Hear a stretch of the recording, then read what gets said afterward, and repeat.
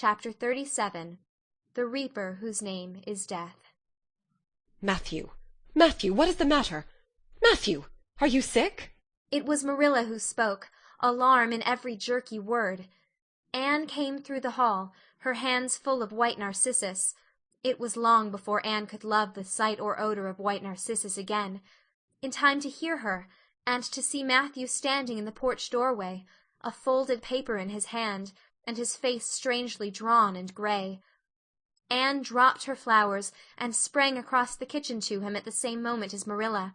They were both too late. Before they could reach him, Matthew had fallen across the threshold. He's fainted, gasped Marilla. Anne, run for Martin, quick, quick! He's at the barn. Martin, the hired man, who had just driven home from the post office, started at once for the doctor, calling at Orchard Slope on his way to send Mr. and Mrs. Barry over. Mrs. Lynde, who was there on an errand, came too. They found Anne and Marilla distractedly trying to restore Matthew to consciousness. Mrs. Lynde pushed them gently aside, tried his pulse, and then laid her ear over his heart. She looked at their anxious faces sorrowfully, and the tears came into her eyes.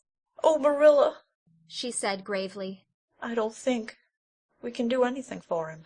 "Mrs. Lynde, you can't think Matthew is... Anne could not say the dreadful word. She turned sick and pallid. "Child, yes, I'm afraid of it. Look at his face. When you've seen that look as often as I have, you'll know what it means." Anne looked at the still face, and there beheld the seal of the Great Presence. When the doctor came, he said that death had been instantaneous and probably painless, caused in all likelihood by some sudden shock. The secret of the shock was discovered to be in the paper Matthew had held, and which Martin had brought from the office that morning. It contained an account of the failure of the Abbey Bank. The news spread quickly through Avonlea, and all day friends and neighbors thronged Green Gables, and came and went on errands of kindness for the dead and living. For the first time, shy, quiet Matthew Cuthbert was a person of central importance. The white majesty of death had fallen on him, and set him apart as one crowned. When the calm night came softly down over Green Gables, the old house was hushed and tranquil. In the parlor lay Matthew Cuthbert in his coffin, his long gray hair framing his placid face, on which there was a little kindly smile as if he but slept, dreaming pleasant dreams. There were flowers about him, sweet old-fashioned flowers which his mother had planted in the homestead garden in her bridal days, and for which Matthew had always had a secret, wordless love. Anne had gathered them and brought them to him, her anguished, tearless eyes burning in her white face. It was the last thing she could do for him. The Barrys and Mrs. Lynde stayed with them that night. Diana, going to the east gable, where Anne was standing at her window, said gently, "Anne, dear, would you like to have me sleep with you tonight?" "Thank you, Diana." Anne looked earnestly into her friend's face. "I think you won't misunderstand me when I say I want to be alone. I'm not afraid. I haven't been alone 1 minute since it happened. And I want to be. I want to be quite silent and quiet and try to realize it. I can't realize it. Half the time it seems to me that Matthew can't be dead, and the other half it seems as if he must have been dead for a long time, and I've had this horrible dull ache ever since." Diana did not quite understand. Marilla's impassioned grief, breaking all the bounds of natural reserve and lifelong habit in its stormy rush, she could comprehend better than Anne's tearless agony.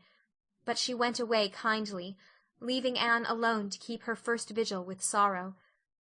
Anne hoped that the tears would come in solitude. It seemed to her a terrible thing that she could not shed a tear for Matthew, whom she had loved so much and who had been so kind to her, Matthew who had walked with her last evening at sunset, and was now lying in the dim room below with that awful peace on his brow. But no tears came at first, even when she knelt by her window in the darkness and prayed, looking up to the stars beyond the hills. No tears, only the same horrible dull ache of misery that kept on aching until she fell asleep, worn out with the day's pain and excitement.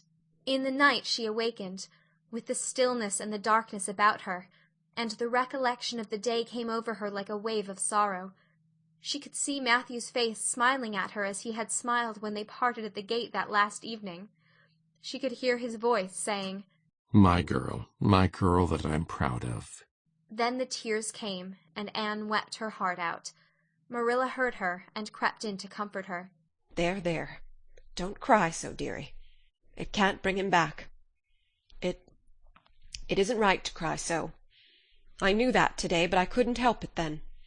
He'd always been such a good, kind brother to me. But God knows best. "Oh, just let me cry, Marilla," sobbed Anne. "The tears don't hurt me like that ache did. Stay here for a little while with me, and keep your arm round me. So. I couldn't have Diana stay. She's good and kind and sweet. But it's not her sorrow. She's outside of it, and she couldn't come close enough to my heart to help me. It's our sorrow, yours and mine. Oh, Marilla, what will we do without him?" We've got each other, Anne. I don't know what I'd do if you weren't here, if you'd never come.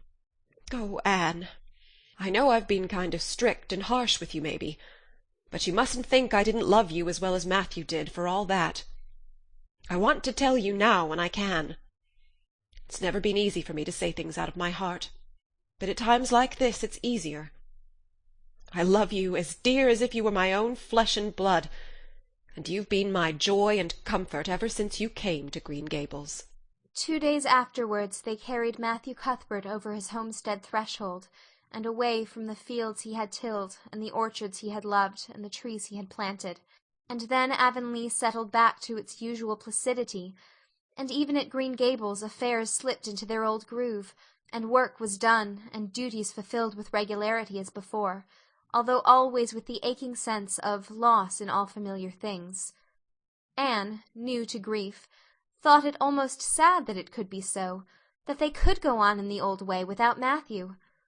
She felt something like shame and remorse when she discovered that the sunrises behind the firs and the pale pink buds opening in the garden gave her the old inrush of gladness when she saw them, that Diana's visits were pleasant to her, and that Diana's merry words and ways moved her to laughter and smiles, that, in brief, the beautiful world of blossom and love and friendship had lost none of its power to please her fancy and thrill her heart, that life still called to her with many insistent voices.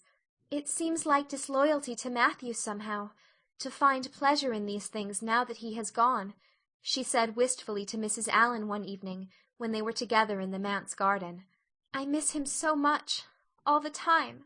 And yet, Mrs. Allan, the world and life seem very beautiful and interesting to me for all. Today Diana said something funny, and I found myself laughing. I thought when it happened I could never laugh again, and it somehow seems as if I oughtn't to." When Matthew was here, he liked to hear you laugh, and he liked to know that you found pleasure in the pleasant things around you, said Mrs. Allan gently. "He is just away now, and he likes to know it just the same. I am sure we should not shut our hearts against the healing influences that nature offers us. But I can understand your feeling. I think we all experience the same thing. We resent the thought that anything can please us when someone we love is no longer here to share the pleasure with us, and we almost feel as if it were unfaithful to our sorrow when we find our interest in life returning to us." "I was down to the graveyard to plant a rose bush on Matthew's grave this afternoon," said Anne dreamily. "I took a slip of the little white Scotch rose bush his mother brought out from Scotland long ago. Matthew always liked those roses the best. They were so small and sweet on their thorny stems. It made me feel glad that I could plant it by his grave, as if I were doing something that must please him in taking it there to be near him. I hope he has roses like them in heaven. Perhaps the souls of all those little white roses that he has loved so many summers were all there to meet him. I must go home now. Marilla is all alone, and she gets lonely at twilight." "She will be lonelier still, I fear, when you go away again to college," said Mrs. Allan. Anne did not reply. She said good night and went slowly back to Green Gables. Marilla was sitting on the front doorsteps, and Anne sat down beside her. The door was open behind them, held back by a big pink conch shell with hints of sea sunsets in its smooth inner convolutions. Anne gathered some sprays of pale yellow honeysuckle and put them in her hair. She liked the delicious hint of fragrance, as some aerial benediction, above her every time she moved. Dr. Spencer was here while you were away, Marilla said. He says that the specialist will be in town tomorrow, and he insists that I must go in and have my eyes examined. I suppose I'd better go and have it over. I'll be more than thankful if the man can give me the right kind of glasses to suit my eyes. You won't mind staying here alone while I'm away, will you? Martin will have to drive me in, and there's ironing and baking to do. I shall be all right. Diana will come over for company for me. I shall attend to the ironing and baking beautifully. You needn't fear that I'll starch the handkerchiefs or flavour the cake with liniment. Marilla laughed. What a girl you were for making mistakes in them days, Anne. You were always getting into scrapes. I did used to think you were possessed. Do you mind the time you dyed your hair? Yes, indeed. I shall never forget it, smiled Anne, touching the heavy braid of hair that was wound about her shapely head. I laugh a little now sometimes when I think what a worry my hair used to be to me, but I don't laugh much, because it was a very real trouble then. I did suffer terribly over my hair and my freckles. My freckles are really gone, and people are nice enough to tell me my hair is auburn now, all but Josie Pye. She informed me yesterday that she really thought it was redder than ever, or at least my black dress made it look redder, and she asked me if people who had red hair ever got used to having it. Marilla, I've almost decided to give up trying to like Josie Pye. I've made what I would once have called a heroic effort to like her, but Josie Pye won't be liked. Josie is a pie, said Marilla sharply. So she can't help being disagreeable. I suppose people of that kind serve some useful purpose in society, but I must say I don't know what it is any more than I know the use of thistles. Is Josie going to teach? No, she is going back to Queen's next year. So are Moody Spurgeon and Charlie Sloane. Jane and Ruby are going to teach, and they have both got schools. Jane at Newbridge and Ruby at some place up west. Gilbert Blythe is going to teach too, isn't he? Yes, briefly. What a nice-looking fellow he is, said Marilla absently. I saw him in church last Sunday, and he seemed so tall and manly. He looks a lot like his father did at the same age. John Blythe was a nice boy. We used to be real good friends, he and I. People called him my beau. Anne looked up with swift interest. Oh, Marilla, and what happened? Why didn't you— We had a quarrel. I wouldn't forgive him when he asked me to. I meant to after a while, but I was sulky and angry, and I wanted to punish him first. He never came back. The Blythes were all mighty independent, but I always felt rather sorry. I've always kind of wished I'd forgiven him when I had the chance. So you've had a bit of romance in your life, too, said Anne softly. Yes, I suppose you might call it that. You wouldn't think so to look at me, would you? But you can never tell about people from their outsides. Everybody has forgot about me and John.